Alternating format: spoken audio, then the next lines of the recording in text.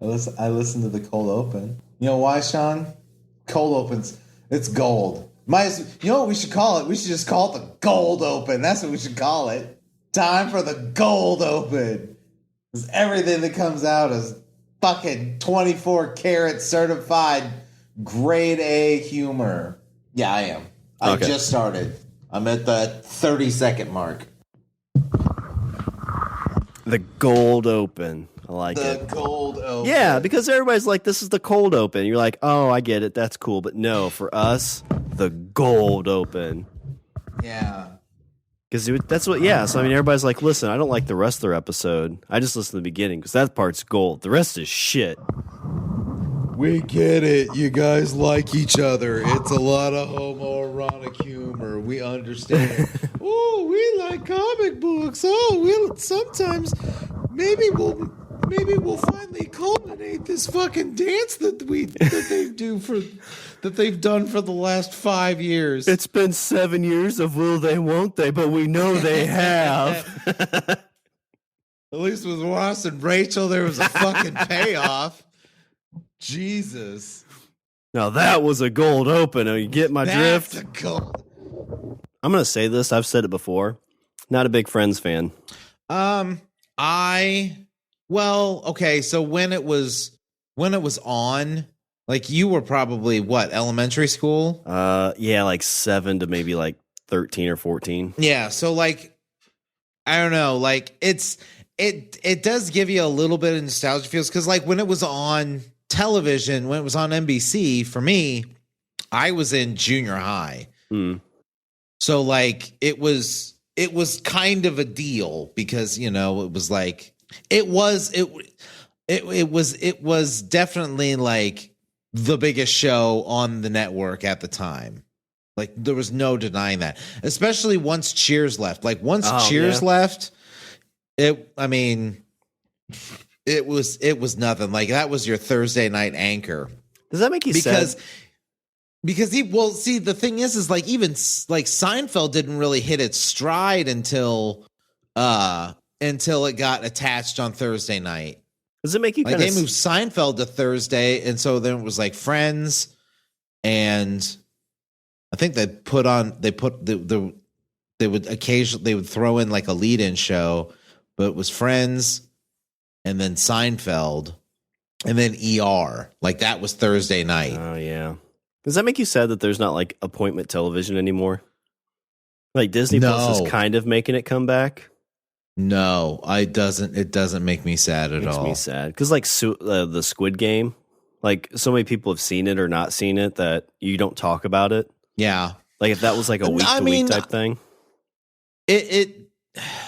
I could definitely do without the FOMO when it comes to you know, like content online. I could 100% do without that. Yeah, but now there's so much. That's kind of the problem. Yeah, exactly. And you know what? And I think that's the only way. I feel like that's the only way you're going to solve that problem is by just having so much that like nobody can keep up with it. Yeah. Well, now it's not so much like you talk about like, oh my God, did you see this episode of such and such? It's like, no, I haven't seen it yet.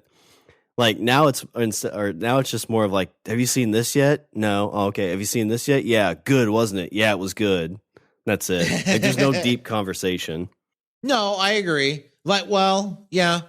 I mean, if you're talking about that when it comes to appointment television, like the whole like, oh, did you see what happened this week? Oh, can't wait to see what happens next week. Yeah. I mean, the last show that happened that you had that was Game of Thrones. Yeah. Well, Loki had it a little bit, and then Mandalorian. I think Mandalorian kind of picked that ball back up.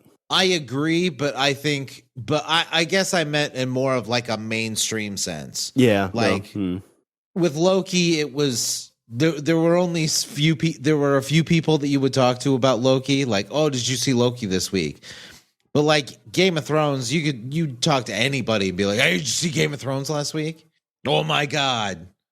That's a sister. It's like, wait, listen. I mean, I've looked up some stuff on the internet, but was that guy banging his sister? Like, yeah, it was. Sure was. Like his stepsister or like his real sister? I chopped his hand off. That's his incest hand. Is that what happens when you sleep with your sister? I mean, should be. I remember, because I think 2 seasons of that show was out, and I remember like everybody talking about it, and I was like, all right, let me check this out. Watch the first episode. I'm like, this is really cool. Like, all right, getting the dynamics, and then that scene happens. You're like, wait a minute. I thought they were related. Episode 2. Oh, they are related. Oh, no. I bet this isn't in the books. No. Oh, the books are so much worse. It's so graphic. I must say that I have had an inkling to start reading Wheel of Time in preparation for the show. Problem is that there are 455 Wheel of Time books. And they are all 800 pages. Not audiobooks, because that'll be a 24-hour audiobook. It's crazy. There are so many of those books. I've been trying to listen to more audiobooks because I haven't really had time to sit down. But hopefully I can get back into that, because I do like reading. It's nice to sit and read. It depends. 100% depends on the book for me. I can read kind of anything. It's fiction books make me like for some reason like I can't lay down and read a fiction book because it makes me like nod off.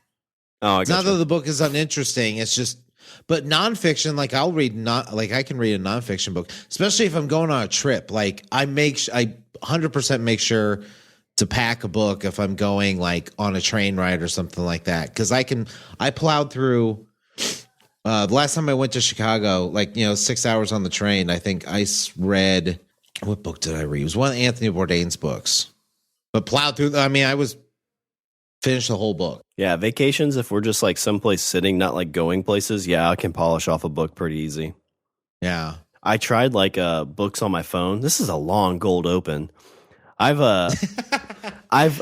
tried to read them on my phone, and I read Corey Taylor's 7 Deadly Sins, I think it's called. But after that, I couldn't do it as much. Like I want the actual physical book in my hand now. No, I agree. I don't think I'd want to read a book on my phone. It's kind of convenient, but there's something cool about like just making sure you pack that book with you too. Like you feel kind of superior to everybody else. Exactly, because you walk around with it and you're like, oh, hi. Yeah, and you sit down and you're like, can we get you some crowns? I need a seat for my book, please. Well, you sit down and like, would you like some crowns to color? You're like, no, I'm going to read about Clifford. Oh, that big red dog. It's like, ma'am, does he need a cup with a lid? And Tiffany's like, yes. Yes, he does. Well, obviously, otherwise it would spill. Babe, they've got macaroni and cheese and chicken nuggets in the shape of dinosaurs. That's great, babe. Roar. All the mac and cheese fears the T-Rex.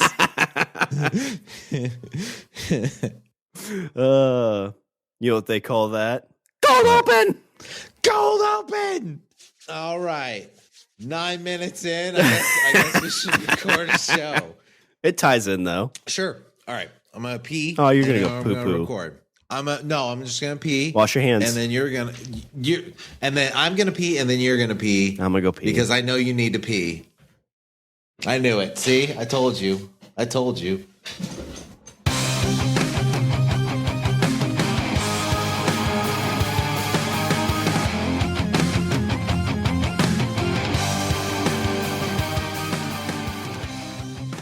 What's up, everybody? I'm Richard. And I'm Shawn. And today we are speaking the language of bromance, and we're a little late to the party, and that's fine.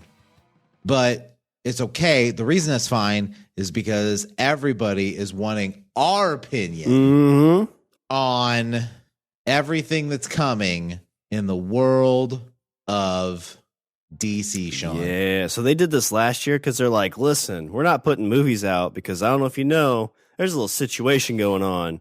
So we're going to do this virtual event. Bit of a thing. And they kind of spawned like, I don't know if they spawned it, but they kind of helped push like, hey, guess what? This online thing, kind of a thing. Like people will watch it because there's nothing else on. And so they decided to do a 3-hour one this year, Richard, and it's the 2021 DC Fandome. Yeah, that's right. So I remember last year, I felt like I was a bit more invested. And I think the reason is because I didn't have anything else going on in my life. This year, however, I think I remember I was like, oh, I should probably, I'll try and catch the live stream. And every time I tuned into the live stream, I was like, boring. Yeah. And then I was like, I'll wait for the highlights. And I waited for the highlights.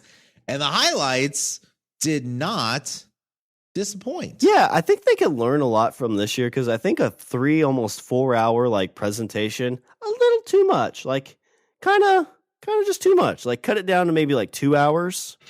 Yes, I agree. Yeah, you could definitely trim an hour out of it. But I mean, to be fair, you're talking about with this, it was a very comprehensive thing. This wasn't just movies, Shawn. This was movies. This was television. This was video games. This was. Did they talk much about comics? I didn't see much about comics. There were a couple panels on storylines coming out in the comics. Not a lot, but I would say comics probably got the short end of the stick. Yeah. The smallest percentage of the coverage. Wasn't DC getting close to shutting down their comic production altogether? Oh, that I have no idea. I thought there was something a year or two ago when they were getting sold or somebody was buying it or something was happening. We're like, you know what? Why don't we this comic book thing's not going anywhere. Movies is where it's at. Let's do that. Comic books? Those are for nerds. Who reads those? I don't know. It's only the place you get every single story that you tell. Yeah, I feel oh man, I've definitely been slacking on my comic reading, 100%. I have as well. I'm not gonna lie. I've got probably there's too much going on. Yeah, there's too much in the world. I've got 2 years of comics I'm backed up on. It's a lot. That's a problem. Yeah, that's a lot. It looks at me. I'm like, I need to sit down and read some of these, and then. I don't. And then it doesn't happen. But I've got 6 things specifically that kind of jumped out at me. And I guess we'll kind of probably have the same amount. So why don't you just hit them up and then we'll just back and forth on each of them. Yeah. Because I'm sure we probably have the same list. Yeah. So let's start the one that kind of the more I've learned about him, the less I kind of care for him a bunch. But I think he's the next big star when you're looking at a guy like The Rock. But it's John Cena, and he's got a Peacemaker show. Are you talking about The Rock? I'm like, oh yeah, he's in this too. Next big. What do you mean the next big star? There's this guy I think is going to be. That career might have some legs to it. Yeah, I mean, he might be as big as The Rock. His name is Dwayne Johnson. I don't know if you've heard of him. No. So John Cena is getting an HBO Max show for Peacemaker, which was a big thing in Suicide Squad. Kind of your anti-Captain America. Yeah, I would say it's definitely a lawful evil superhero. I am curious though, from the impression that I got from what they showed on HBO Max, and I don't remember the date. When is that coming to HBO Max? January or February, I think. I want to say January sounds right. Is James Gunn attached to that? It sounded like it. I don't know if he's directing or if he's just kind of producing, or I think he just has a little bit of a hand in it. It definitely feels like it has that kind of style with it. Yeah. It's style from a stylistic standpoint, it feels like James Gunn. Yeah, it's got his sense of humor. I don't know if that's intended or if it's, if they're like, well, Suicide Squad worked really well, so we're just going to stick with it. Don't fuck with it. Yeah, there's really nobody that had any bad things to say about it. We did Suicide Squad once. Oh, shit, Richard. It's all written by James Gunn. Ah, okay. See, that makes sense. Because that's the thing is I feel like they, I think that it feels like it's definitely like like, okay, we learned our lesson. Like we made a Suicide Squad movie and you guys didn't think it was super pog. So sorry. So they made this one. They make another one and everybody really liked it. So they're like, okay, we're just going to do exactly the same thing. Nobody fuck with it. There was an executive like when like the Twitter was blown up with like Disney cancels James Gunn. This guy's the fucking scum of the earth. And Warner Brothers and DC is like, who's got his number? Let's give him a call. Well, and when it comes to, I think it was obviously a smart move because they're like, hey, he did good with taking something that was like odd, like, hey, you're going to make a movie about a group of characters that about a comic that nobody really read that has a fucking raccoon in it. Mm-hmm. And he makes it kick ass. And so then you got this, group of fucking, let's face it, like B-list villains. Oh, yeah. And then it's, like, who can we get to make this cool? Oh, well, why not the guy that made the fucking Trash Panda awesome? Yeah. And guess what? We'll show your comic sales at that point, too, and they're going to jump up like 3 times because of the movie. Yeah. And then you're going to make video games about it? Yeah. Well, I vaguely remember, too, like, I don't remember if this was during the pandemic or what, but I do remember somebody saying, like, he got shut into his, like, house for, like, 2 months. It was just writing these, like, trying to knock him out. Okay. So, yeah, I vaguely remember it's them talking about him writing all these Peacemaker episodes. But, yes, it's definitely done in that style. And it definitely has a feeling of like, you really like Suicide Squad. This is going to be just like it. We promise. Yeah. Did you ever want to see John Cena getting hugged by an eagle? You're fucking going to see it. But yeah, it's cool. It looks cool. It has, like, hey, let's throw in a little bit of humor with, a big actiony kind of, actor. Like, yeah, that works. Okay. Did they give a plot like details at all, or is it because it just seemed like it's him shooting a bunch of people? I mean, it definitely feels like, hey, there's John Cena and a bunch of other people that you don't give a shit about. This guy does computer stuff, click, click, click, click, and this guy does spy shit. I don't know. What's this person do? I don't know. But you don't give a shit because John Cena. Yeah, I hope there's a cow in there. Like John Cena rides a cow. Have you ever noticed since we did our episode about John Cena marrying a cow, he's now in commercials with a cow? Yeah. Yeah. And our lawyers are going to contact you, whoever you were. I can't remember what company it was. Should have done a story about John Cena with an eagle. Ah, well, we should have done both. Because then we could have double sued. Yeah. But it's all right. We'll watch this. Who's his This'll do. Who's his dad in this too? Like it's some gruff guy I've seen in a couple things. I've seen him and stuff, and the name escapes me. But I'm not sure. Is he the bad Terminator? Oh, you might be right. You actually might be right. But no, it definitely feels like more Suicide Squad. So I guess if you don't like. If you didn't like the most recent Suicide Squad movie, you're not going to like this. Oh, yeah, not at all. And if you did, then whether or not you'll like it or love it, I think that if you like Suicide Squad, you're going to fall somewhere on the like to love spectrum when it comes to this show. Like, I liked Suicide Squad. When it comes to this show, like, I'll watch it. I don't know if I'll watch it every week. Like, I don't know if it's going to hold my attention, I guess is what I'm saying. It's one I see myself jumping into and watching like an episode or two. I feel like it's something that like I'm going to if the first couple episodes don't like seriously hook me, I could definitely see myself falling out of it. Which honestly, I'm still only halfway through Suicide Squad, so I still got to finish that.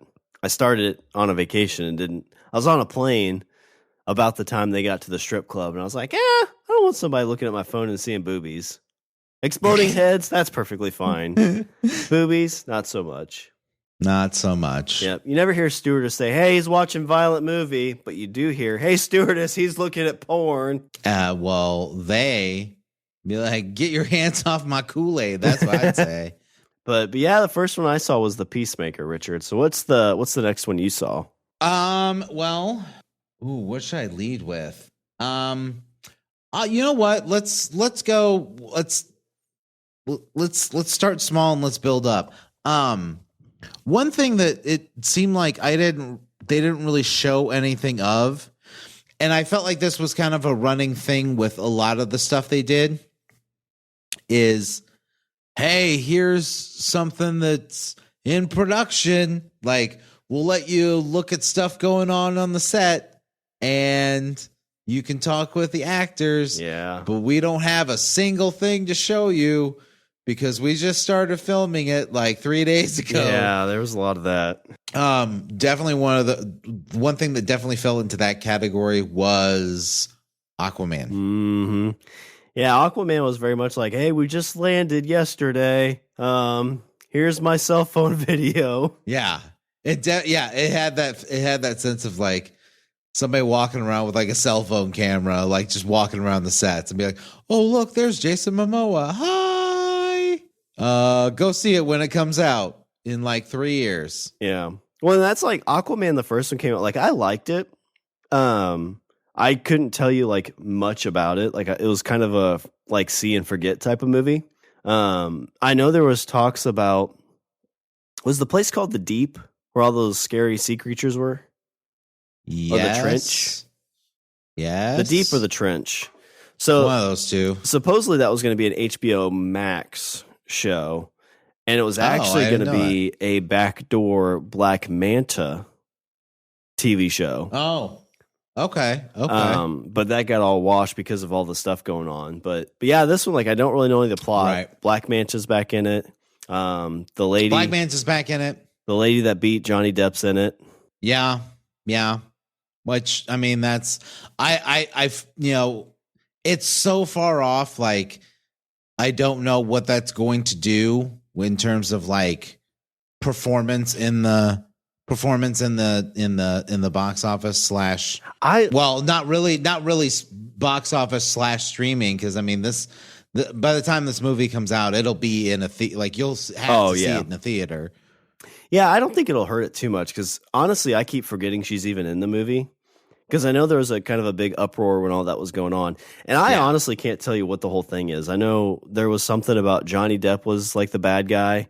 And they're like, no, is it Amanda Heard or Amber Heard or something like that? Amber. They're like, no, she's the one that's actually the bad guy in this. And I was just like, I don't care. Like, yeah, I feel like that's kind of the thing. Like, I wasn't really following when everybody was mad at Johnny Depp, and I didn't really care that much.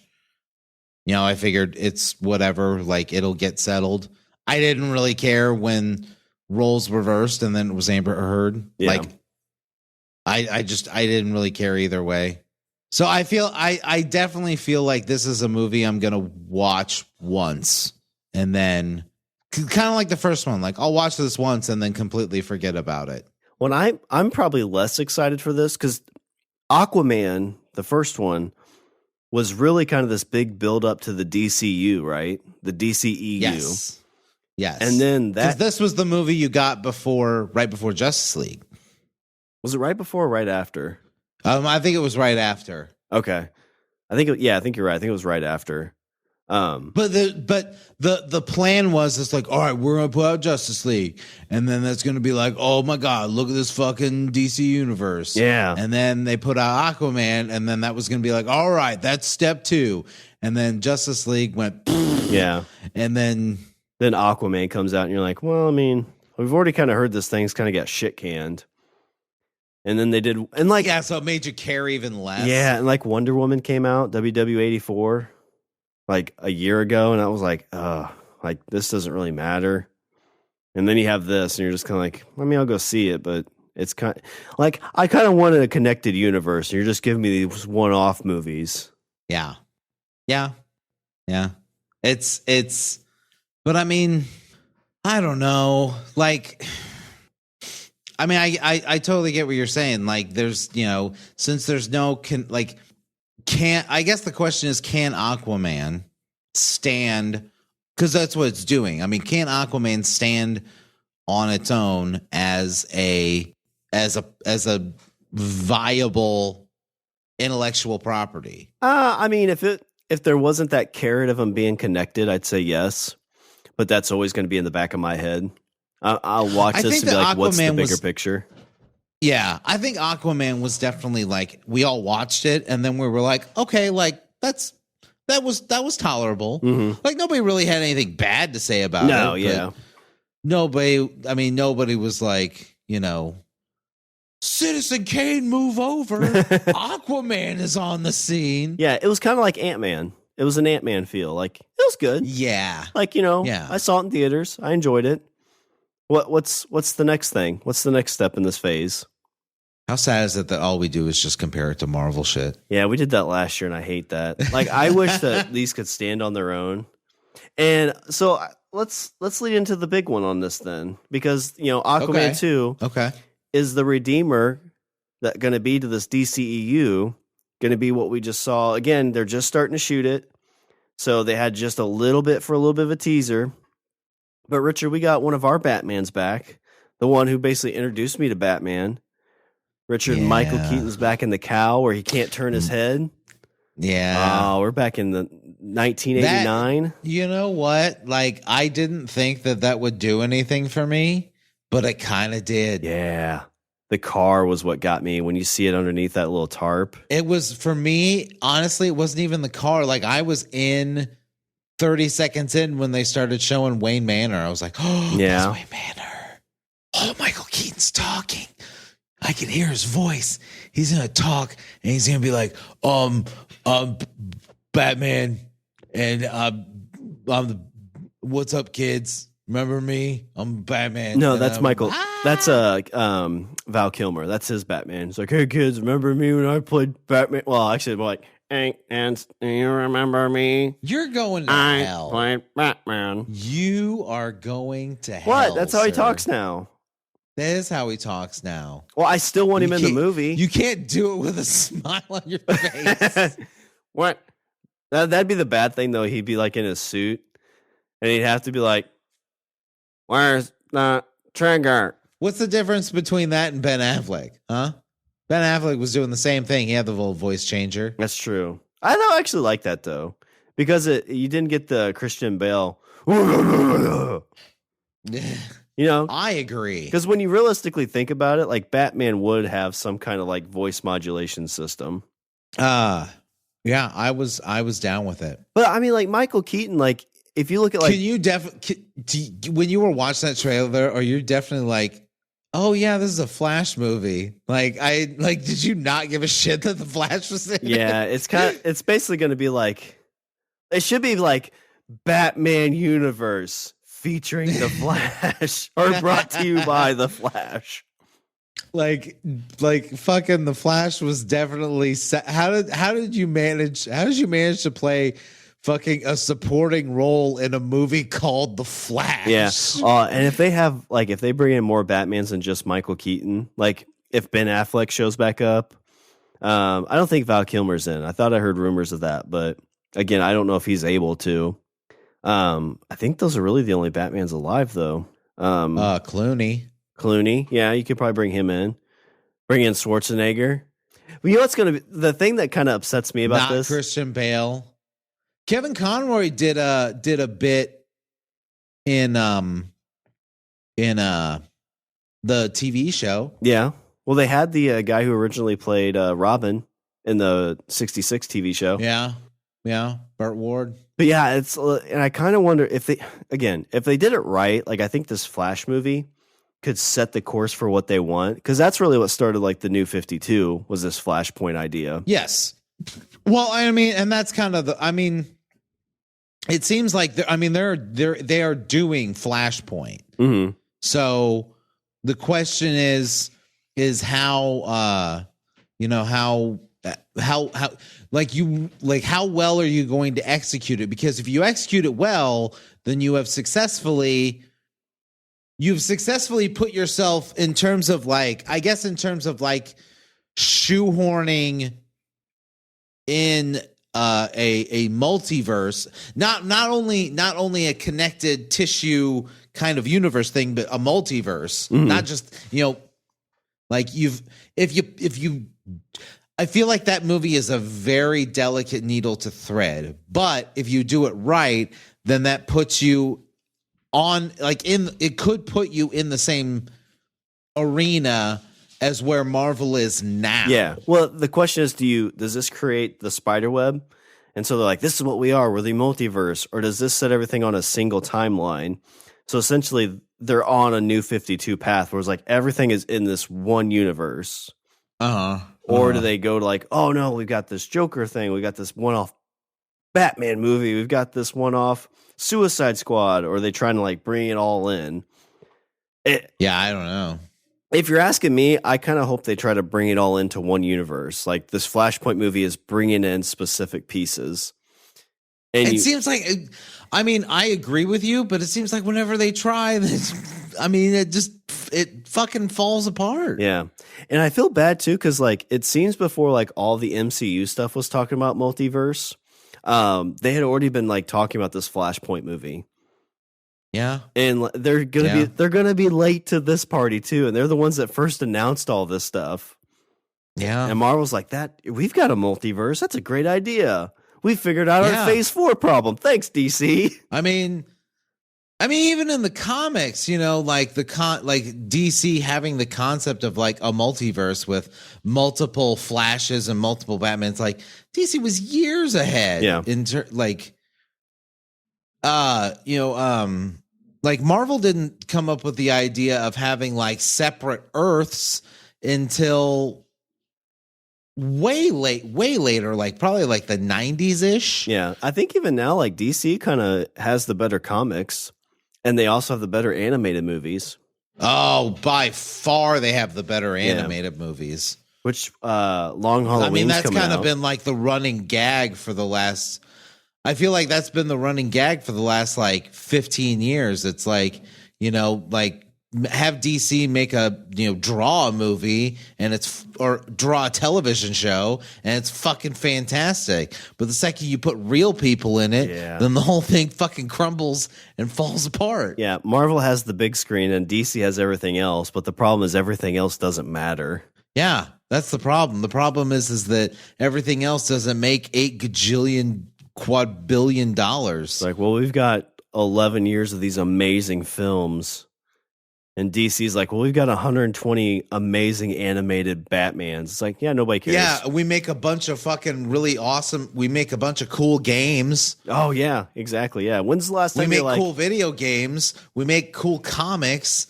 We make cool animated movies and television shows, but none of it matters. At the end of the day, it's like a girl. It's like being with a girl that gives the most amazing hand job. But you know what, Shawn? And I know you're shaking your head already. That's my dream girl. Shawn. At the end of the day, Shawn, it's still a fucking hand job. Yeah, but you're an adult. You vote. It's that time in your life is past. I don't know. I could go for a good handy. No. It's Shawn. No, Shawn. You pay taxes. You don't have to. You don't have to settle for a hand job. No, yeah, but and you really don't know much except the Flash and the oh shit, who was the one who did the main thing? We just got his version of Justice League. Snyder, the Snyder cut. We get the Flash from the Snyderverse going into, I'm guessing, what is the 1989 Batman verse. Well, is it, or is he just going back in time? No, I don't think it's a back in time thing. Because they kind of show where everything looks weathered and trying to de-age Michael Keaton. I think you get more out of old Batman. is okay. So in Flashpoint, Batman wasn't really Batman. That was Thomas Wayne. Yeah. So is Michael Keaton playing Thomas Wayne? That'd be interesting. I doubt it because I think they're going to go more for the nostalgia. I would love to see Jeffrey Dean Morgan make a cameo as like the Batman that kills everybody because he saw his son and his wife murdered.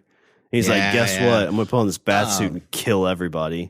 Well, okay, so see, but that's the thing. That's the whole thing with Flashpoint is like he creates Flashpoint and then it creates a parallel. Well, it doesn't create a parallel, but allows him to travel to a parallel. And so this 1989 Batman would probably fall in the category of a parallel world. Yeah. Not necessarily. I don't think he's traveling back in time. I think he's traveling to a parallel world. Yeah, I think he will travel back in time, like to stop his mom from dying. But I think, like you said, like this 1989 is a universe that's running alongside the current one. So it is current day, but in the 1989 style Batman. The correct. What's his name? Who did 1989 Batman? Tim Burton. It's in the Burtonverse. Yeah. Yes. But yeah, it's like as of today, so it's 2021 in that time frame. And I like Michael Keaton. I heard that when he was chosen as Batman in 1989, they got like thousands of letters a day saying like this is the worst choice ever. Like how could you hire Mr. Mom? But like you look at him now, like he's been in the MCU. Great job. Yep. He was in Birdman, which was Vulture. Awesome. Yeah. Oh, Birdman was great. Yeah. Well, was he in something else recently too that I thought he was amazing in? Well, he did the McDonald's movie, The Founder. He was good in. Like he's a very underrated actor. I mean that's him. Like that was like he's just he's a fantastic actor. Yeah. So I love to see him back in that bat suit and playing kind of an old Batman. And what's going to be cool too is they're going to like fill in the gaps from like when. I don't know if they're going to go all the way through the Val Kilmer, George Clooney Batman, like that's in the Burtonverse, or if they're going to stop at like Batman 2. Well, technically it wasn't because Schumacher did Val Kilmer and Clooney. But that was Joel Schumacher. Yeah, but it still had the same Robin, right? No, it had a different Robin. No. Those two had that. Robin didn't show up until Val 3. Kilmer. So there's nothing that ties those movies together, is there, besides... Alfred. Yep. Alfred's the only thing that ties all 4 of those movies together. I've heard that like a fan theory is that those 2 movies were Bruce Wayne like making a Batman movie, and that's what those 2 are. But either way, wherever they stop it, it'll be interesting to see the gaps that are filled from the time of whenever they consider it ended, either 2 or 4 of the Burton Schumacher verse. Yeah. Like what happened since then? Because the guy who plays the Flash, he plays different versions of the Flash. And the one from the Burtonverse is wearing like old Batman outfits that he's spray painted. I don't know if you saw that or not. I did see that. Yeah, that looks pretty cool. But yeah, I'm excited for that one. I don't think that probably comes out until the end of 22, maybe 23. Yeah, that sounds about right. So, and that's the problem. Like all these things they're announcing is stuff that they talked about last year that we're still waiting on. Yeah. Yeah. What did you want to hit with next? Because I feel like I know where I want to go. Well, I think we can because you kind of talked about what DC's knocking out. There was a video game that they talked about last year that's kind of sparking my fancy again this year. And it's Gotham Knights. Yes, this is okay. So this is the next Arkham game. It's technically an Arkham sequel. Yeah, you're right. That's right. Okay, so spoilers in the last Arkham game, which was Arkham Knights. Yeah, Arkham Knight was the last arc. And at the end of Arkham Knight, Batman, again, spoiler, Batman dies. And so this is Gotham Knights. And so you don't have Batman in this. Instead, you play one or you play all 4 multiple members of the quote unquote Bat family. So you got Robin, Batgirl, Red Hood, and Nightwing. And Nightwing, yes. Yeah. Robin, Nightwing, Batgirl, Red Hood. Can you play the other Robin? What's the... Because there's Robin. I think this is Damian. Okay. This is Damian Wayne. Didn't they make another Robin that was like the older Robin? Not Nightwing, but like between Damian and somebody else? That would be Red Hood. Okay. Because Red Hood was Drake, I think. Because there was Dick Grayson, Tim Drake. I feel like there's Jason Todd. No, Jason Todd is Red Hood. So Jason Todd and Damian Wayne. I think that's all the Robins. That sounds right. Dick Grayson. Red Robin. I'm thinking Drake. of Red Robin. Tim Drake turns into Red Robin. Yeah. So you're playing one of 4 characters. The thing that has me interested, and I'm sure it's the thing that has you interested as well, is they are introducing the Court of Owls. Yes. Which, jumping ahead, but apparently some other thing may be introducing the Court of Owls. And I am all for, because I kind of kicked myself a little bit. I had the whole Court of Owls series in the New 52, and I ended up selling them. I kind of wish I would have kept them because it's such a great storyline.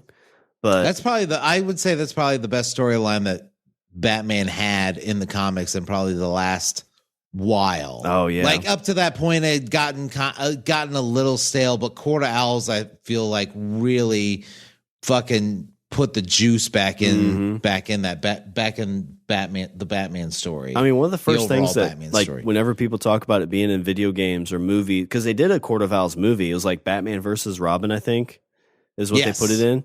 Not bad at all. But it's one of those, like, in all these movies, everybody's like, do Court of Owls. And when you get the cult following for that, and people are like, what are the Court of Owls? It's like, just fucking wait or buy the comics, you asshole. Agreed. Yeah. I don't know if I'll play it, honestly. Not because, I don't know. Just, I wasn't 100% on, because I did play through the last Arkham game, and I just was, it was okay. It was all right. I wasn't really big on the Batmobile, and that game centers a lot on the Batmobile. I gotcha. Like, it's very Batmobile centric. It's like so much of the mechanics of that game are based around being in that car. Yeah, and like you said, I like the I'm gonna sneak around and hang people from gargoyles and have them dangle and freak people out. Yeah, you want that's my Batman. You want like the Witcher mechanics, but with Batman. Yeah, where you sneak around and be a detective. Yeah, that's my Batman. You go in detective I mode. I don't want to fucking shoot missiles out of a car. Yeah. Like, that doesn't feel like Batman to me. Yeah, they have other games for that. But yeah, I don't know if I'll play it or not. I haven't really played too many of the Arkham games at all. And I've got, like I said, my gaming is very limited. So don't know if I'll pick it up or not. It seems interesting, but Arkham City was probably my favorite out of the series. Because that you had like a big expansive world. You got to do a bunch of detective shit. And all you did was just like fly around. Or, you just like fucking glide around Gotham City and punch people in the face. I think I watched you play a little bit of that. It was pretty interesting. That was good stuff. Good stuff. Well, what do you... here's the thing I want to talk about because earlier we were talking about like, what should be a connecting thread for, all these different movies and like what would be a good way to like connect these threads together. And I feel like a way you could definitely do it and have it be super cool at the same time. And so it's something I'm low key. I have I don't want to set my expectations too high, but I'm actually very kind of low key excited for it. Black Adam. Yeah, the trailer, or a little bit of a trailer, kind of the opening, looks good. I think out of the two of us, I was the bigger Shazam fan. I absolutely love Shazam. I would agree. It was I thought it was like big, but with superheroes, and I enjoyed every minute of it. And Black Adam seems like, hey, you like Shazam? Well, guess what? Here's the metal Shazam, Black Adam. Blah, blah, blah, blah, blah. I am Black Adam, like Shazam, but fucking more metal. Yes. What I like about these two is like I know nothing at all about who Black Adam is. So getting exposed to that whole like character and like the lineage and the legacy and everything that's tied to it is so exciting. And like the opening you see here in this is like some dude shoots him, he blocks the bullet, and then he electrocutes him into ashes via like Raiden. Yeah. Well, because you see like the little lightning bolt thing, and then you're like, oh, it's like Shazam. He's a good. What? How does he know that was a bad guy? Did he care if it was a bad guy? Nope, he didn't give two shits. Yeah, I thought somebody said that in that trailer. It sounds like the girl says Shazam in the trailer. It's like you talked about. Oh, that I didn't catch. I didn't rewatch it, but yeah, like you're talking about connecting threads, like Shazam. I think Shazam's next one is like Battle of the Gods, or something like that, or Fury of the Gods, or something like that. So like you're gonna see the dude from The Office fighting. I think it was from The Office or Parks and Rec, fighting The Rock. Like I want to see that happen, and like Superman's got to get in here somewhere, right? So who's going to be our Superman? Is this where we introduce our next one?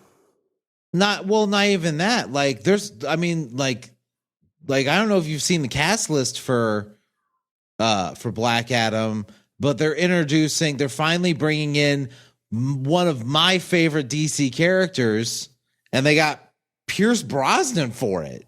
Dr. Fate. Is that like Dr. Fate is going to be in Black Adam. He's like Doctor Strange, but I would say like more, a lot like Doctor Strange, but he's definitely more like, I'm fucking a badass wizard, yo. Like lightning shoot. Oh, he's a little bit more like in your face about it. Yes. He fucking wears a gold helmet. Nice. But Pierce Brosnan, though, this is where DC's messing up. Is they're like, hey, let's get all these old fuckers to be in this movie, and then if it blows up, I am totally fine with it. Like he's playing Dr. Fate. I'm like, okay. I'm like, that works. I'm cool with that. I'm totally fine with that. Because that's in my head. That's kind of how I would think it would be. Okay. Like I'm totally fine with that casting choice. You don't need a young guy. Okay. He's Dr. Fate. I'll take your word for it. It's just one of those it's like Gandalf. Yeah, but it's kind of like the thing like when they cast like Ben Affleck as Batman, you're like, "Oh, yeah, I'd love to see Ben Affleck as Batman. Like this is going to be our DC universe." Like he's like 45. Like he's going to be in his 60s in 15 years when you're in like phase 2. No, Dr. Fate wasn't a young guy. Yeah, but you could young somebody up. Or you can make somebody look old and keep them around for a while, but you can't really. At some point, Pierce Brosnan's going to be like, I'm done. And then who's going to be Dr. Fate after that? Fuck that. They're just like, hey, we're going to pay you $20 million. Just, just hang on some wires for, 20 minutes. And actually, no, you don't even need to hang on wires. All they need him for is like the fucking voice. That's true. Yeah. Because the guy literally wears a solid gold helmet. Oh, that's a good point. Do the Tony Stark type thing, the Robert Downey Jr. It's like Mandalorian. Yeah. Like it's that kind of helmet. So you don't see his fucking face. You show up on set like 3 days when you're not doing the voiceovers, and it's just so you can do this, take your helmet off. Yeah. Yeah. Well, we're kind of getting towards the end of the DC fandom, Richard. I figure this will probably take up most of our conversation. And I'm not going to bury the lead on it because we're going to talk about The Batman. The Batman. Now, our first trailer came out probably close to 12 to 14 months ago.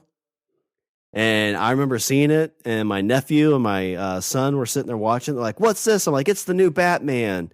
And then he starts beating the shit out of somebody. And I'm like, well, I'll watch this later. Yep. Because it's violent. They're like, what's Batman doing? I'm like, I'm pretty sure he just killed that kid. He's fucking beating the shit out of people. Do you think that's where my kid went wrong? That's the fork in his road. When he's talking to a therapist in 10 years. Like, when do you think it all went wrong, kid? when I saw Batman beat the shit out of a kid. Like what? Like you watch that and you're like, oh, that guy's going to a hospital. Mm-hmm. And then he punches again and says, I am vengeance. Like, oh, he's dead. He's going to a morgue.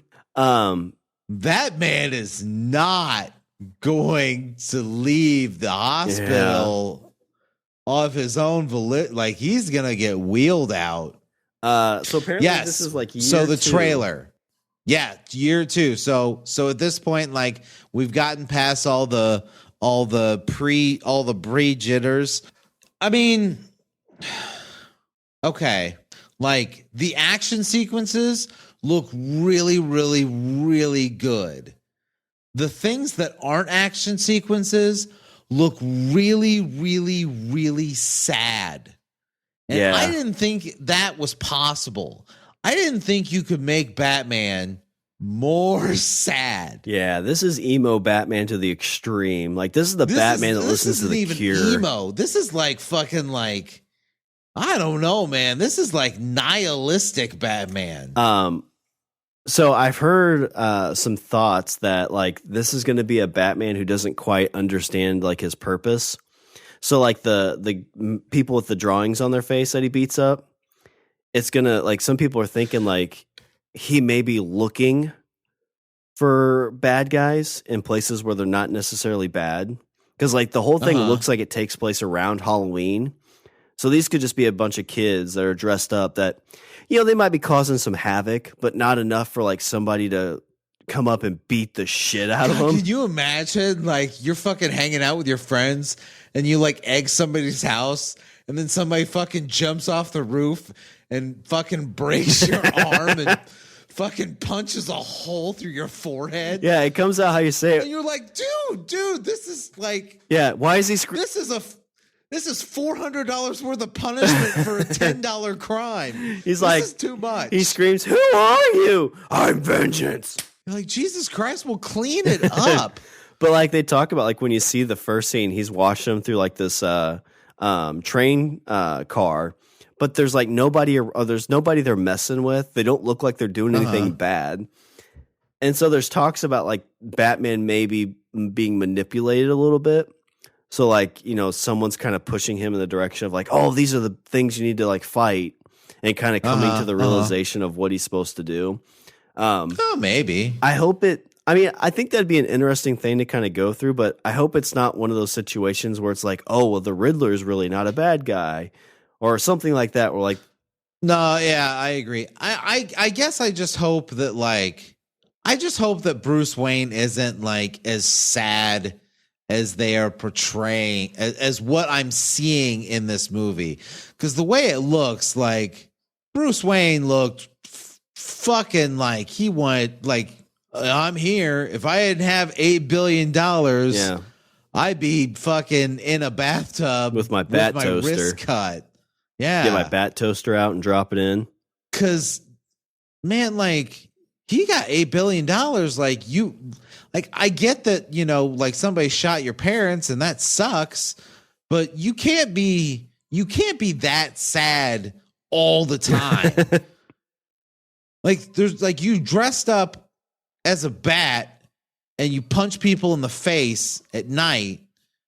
Like, that's your outlet, because otherwise when you're Bruce Wayne, then you're a, you know, perfectly, you know, fucking billionaire playboy. You know, you're the fucking man about town.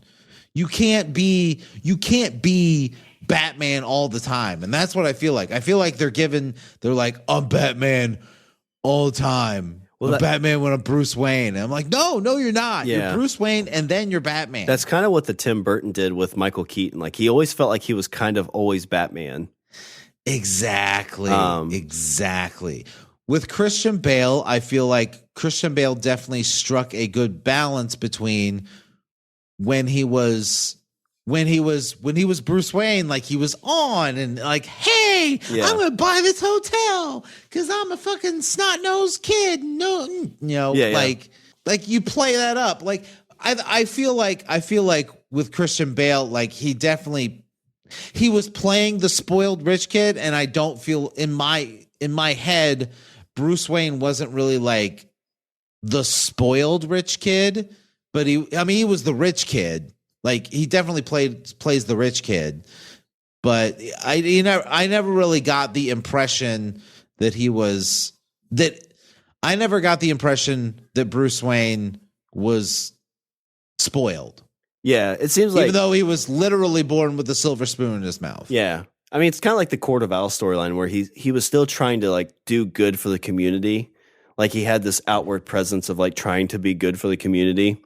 Right. Ben Affleck's Batman, I think, did that pretty well, like playing on when he was Batman versus when he was Bruce Wayne. Yes. But yeah, like you said, yes, there's a good, I agree. Just like a good line, the yin and the yang of it. But this guy just looks way too, like Pattinson looks way too sad to be Bruce Wayne. Like, you got $8 billion, kid. Like, calm the fuck down. Yeah. I'll be fucking listen to a Cure album and, carve your initials in a wall and feel better about yourself. But the song in the background, Something in the Way by Nirvana, like slowed down. Yes. That was pretty dope. It's very good. Very good. It's a good song anyway, but yeah. That one comes out, in March? Yes. March or May, something like that? No, I want to say March. March, okay. I believe. That one, I may go see that opening night. I don't know if I will 100% see it. Maybe not opening night, but probably opening week. Yeah. I found this new theater up from us. It's got leather reclining seats. You get to pick your seats. It's small theaters, like maybe 50 to 100 people in the theater, max. I'm going to go to your theater. Yeah. Well, you want to come go see it? We can do that. I like this. You put the date on there. I'll buy the tickets. I'll even drive you there from my house. But yeah, that was the last one I really kind of had. Was there any other ones that you had, anything else you had from the DC fandom? Let's see. We talked about Black Adam was really the thing that had me going. Ooh. That's been like even Batman. I was kind of like, no, okay. Like, I mean, I wish you were a bit happier. I mean, this looks good. I just wish you were a little bit happier. Yeah, but Black Adam's been like a 5-year passion project for him. Yes. He is apparently very, very excited to be Black Adam. He's like, I can't keep fucking working out like this. He is very, very pumped for this whole endeavor. Let's see. We talked. I think they mentioned it in passing, but something I'm really super psyched for on Netflix is Sandman. Oh yeah, I saw. Was that part of the DC fandom? Well, I mean, it's part of. I think they might have did a little blurb on it because I think at that point there had already been a trailer out. Mm-hmm. But yeah, Sandman's coming to Netflix, and the little teaser that I saw, whoever they got to play fucking Sandman, like it looks like they pulled that man right out of the fucking comic. Nice. Well, I know it looks so fucking crazy. It is uncanny. Who did Sandman? Neil Gaiman. That's what I thought it was. Like that was Neil Gaiman's like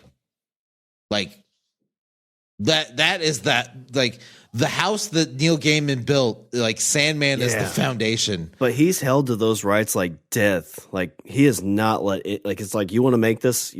I'm the one that's running the show.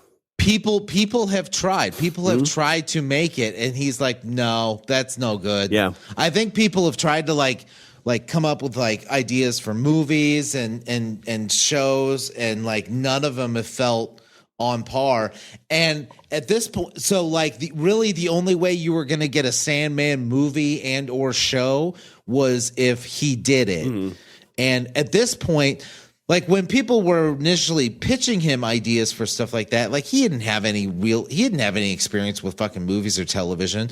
But at this point, like he's done, I think he wrote an episode of Doctor Who. He had American Gods, Good Omens. I think he was they did a Beowulf. They did a Beowulf remake. Yeah, that sounds right. number of years ago that he was part of. But like, I mean, like between Good Omens and American Gods, like I feel like he's kind of like, okay, like I think I know enough about the entertainment industry that I feel like I can take an adequate swing at really doing Sandman. Yeah, well, and he's got like his foot in the door on those things too, like the Netflix stuff and all that. So yeah, you know, it's the thing. It's like if it's your passion thing, you can hold on to it. Like, you know, George R. R. Martin kind of did that with Game of Thrones until it got season 5 or 6.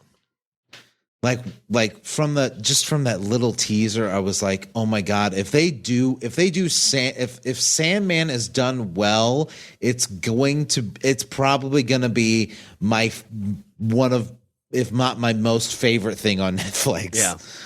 Like it's gonna be up. Like for me, it's gonna be Witcher, and then like I said, if Sandman does well, Sandman's gonna be right there with it. It's gonna be those two. Are you wanting that? Sandman's going to be the reason I keep a Netflix subscription. Are you wanting that to be released weekly, or like half of it and then another half later? Or I really like the week to week release. Like, I guess it depends. Like if they, you know, I can't remember off the top of my head. I can't remember how long the original graphic novel was, but like if you can do the original graphic novel in like 5 episodes, then do that. And then, you know, like 3 months later, like give me another, like do it in volumes. You know what I mean? Like that would be honestly like that. I think that would be super cool. Like say you could do the whole first graphic novel in like 5 episodes, and they're like, okay, here's 5 episodes. Boom. And then you just get that whole arc in, you know, 4.5, 5 hours, right? And then you have a whole nother story, or you know, you layer on another story on top of it, and you do that in like 5 episodes. Like that would be honestly that would be a pretty decent model to do, because you could still film, you know, 10, 15 episodes, but you break it up into like 5 episode chunks and put out 5 every like 3 months. Then you stay relevant all year. Yeah, I'd like that idea, because that's kind of the problem with the Netflix stuff is like when it comes out, there's like a 2-month window, and then everybody's on to the next thing. But like, you know, Mandalorian, it was like a 2.5 month where it was releasing week to week. People kept up on it. It kept in conversation. Like everybody was invested weekly instead of like, oh yeah, I binged all the first week, and then, you know, the next month you're like, oh, I'm on to the next thing. Yeah. I just feel like it creates more conversation about the actual content. I mean, it does. I do honestly, in my head, I do like the thought of doing it that way. Cause like, I don't know if you saw, I watched Midnight Mass on Netflix. And it's listed as a limited series. And so there's only like 7 episodes or something like that. But it's definitely like it's 7 episodes. There's a beginning, a middle, and an end. I feel like you probably could have done that show in 5 or 6. Probably 6. Yeah. Netflix has a bad habit of trying to hit 12 episodes for everything. I think that one's less, but they really push that 10 to 12 episode thing. I feel like that's kind of par for the course, where like there always ends up being like a couple episodes in the middle of every Netflix show that just drag. But no, I am super pumped for Sandman, and if it's done well, then it's going to be the reason I keep a Netflix subscription. Nice. Yeah, I've saw the trailer for it, and I'm pretty pumped for it. It looks exciting. But yeah, like Witcher, that Stranger Things should be coming out again too soon, I think. But that's a Netflix thing. That's part of the Dum Dum Festival. I mean, like DC has those other shows. You know, they have Batwoman and The Flash and Doom Patrol, and Yeah, I want to sit down and try to watch those, but there's just so many, and there's so much. Exactly. That's because that's like networked like 20 Harley plus. Quinn. The Harley Quinn cartoon's pretty good though. I forgot about that. I should have checked that out when I get back on HBO Max. Pretty good. Yeah, I've heard it's pretty good. But all right, well, I guess the green screen is getting ready to come down, Richard. So I want to know some Richard's closing thoughts on the 2021 DC Fandome. I think that right now, I think DC had a plan to say, okay, the whole let's, have one big connected universe, like that whole idea kind of fell apart. So then they came up with the idea of let's just, find some really cool people to make really cool stuff involving our intellectual property. And it was a good idea. I do agree. I think it's a good idea. However, I think that the problem that DC is going to have now is I think that it's too much. It's too much and it's too disjointed. It's a lot of stuff. Like we just mentioned at the end, be like, oh yeah, there's also fucking 5 television shows and like 3 animated movies, and that's a lot. And since they're not really connected to each other, you don't really have you're not compelled to follow all of it. I feel like, you'll watch the things that look cool to you, and you'll watch the things that you'll like. But I mean, I watched fucking WandaVision. Now, granted, WandaVision was a great show, but when I started watching it, I didn't start watching it because I was, super interested in the character of Wanda and Vision. I watched it because I knew that it was a piece to a larger whole. Yeah. DC hasn't built the thing to get you invested yet. DC doesn't have a larger whole, and so you're not compelled to watch the shit that you don't care about. And I mean, and I think that's going to hurt a lot of these tertiary shows. Like, I think it might hurt shows like Peacemaker or Doom Patrol or Batwoman or The Flash. Like, if you don't care, if you don't give a shit about Grant Gustin's The Flash, you're not going to fucking watch it. And if a lot of people don't, then that goes away. Not a lot of people watch Doom Patrol. Doom Patrol looks decent. Like, it looks okay. Fucking Brendan Fraser's in it. Yeah. I mean, come on. But it's just Doom Patrol. It's not Doom Patrol and, lead into Justice League. Exactly. It's just Doom Patrol. Like, it's not Doom Patrol with special guest star fucking Batman who hangs out with him and punches people in the face. Yeah, you miss Doom Patrol and you go to watch the Flashpoint movie. It's like, did you miss anything? Not really. No, you didn't miss anything at all. So I feel like that's going to eventually be a problem is there's going to be a lot. When you have everybody making stuff, that means you're going to have a lot of stuff. Mm-hmm. And if there's a lot of stuff, people are just gonna not watch it. Rather than try and sift through stuff, they're just gonna not watch it. They're just gonna not want to watch any of it. So I hope that that's a problem that they can solve. Again, I'm kind of pumped for Black Adam. I hope it doesn't disappoint me. I'm kind of pumped for Batman. I feel like Bruce Wayne needs a lollipop. Mm-hmm. Like a big one, like one of the big, like, swirly ones. So yeah, that's where I sit. I like it. Yeah, I'm like, say, Flashpoint's kind of the big linchpin for me. Does that bring everything together or explain why there's so much? I don't know. Or is it just a movie? Right. But yeah, let me do a little bit of housekeeping. Visit our website, we're at languageofbromance.com. Follow us on Twitter and Instagram at languageofbro. Email us at bros@languageofbromance.com. And we'd like to thank our 2 patrons who always are side by side with us when we go to see these movies, and that's Wendy and Aaron.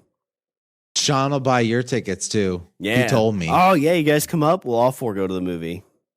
Ooh, I like this idea. All right. Was there anything else before I close her out?